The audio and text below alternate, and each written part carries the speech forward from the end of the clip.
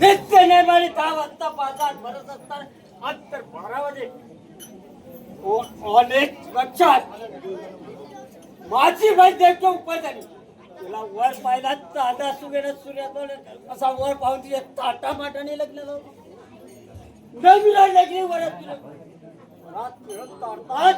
आकाशाने बोललेले राजा कंसराज आम्हा दोघांना जीवदान दे आणि आमच्या बोटी तप्तता झालेली तुझ्या समाधीत बसते. हेच ऐकतात माझे पायची जाज मस्तक दिली. देवकी मातेला रथातून खाली घेतली आणि डाव्या माडीवर ठेवीत असताना वासुदेव देवकी बोलती झाली. राजा कंसराज आम्हा दोघांना जीवदान दे आणि आमच्या पोटी झालेली संतता मी तुझ्या समाधीत करतो. वासुदेव देवकीवर विश्वास ठेवून वासुदेव देवकीला 12 वर्ष बंडीसाठी ठेवली आणि 6 बालतीची गरगऱ्या पिळून अभ्यास झाली आणि सात्विक करण्याची आकाशाने बसलेले राजा कंसराज करतोस काय. देवकीच्या पोटी 8व्या गोकुळामध्ये आनंदात केलं जाईल. त्याचे तर गुप्त कार्य असले पाहिजे. जातो आता त्याच्या कुंजवनामध्ये आणि काही माहिती चकाचूर करतो म्हणजे लागेल त्याला कल्पना.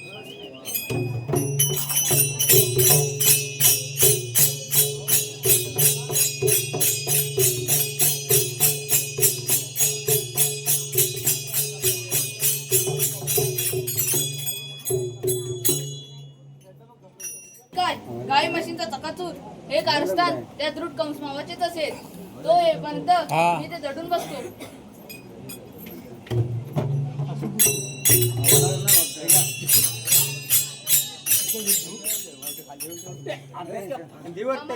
साक्षात नमस्कार असो. मामा एवढे रागात बोलण्याचे कारण आज तो मोठे गाज केले तुझ्यासारख्याला सोबले जायच्यात समजला. मामा माझी मूर्ती लहान असली तरी माझी कीर्तिमान आहे. कालवास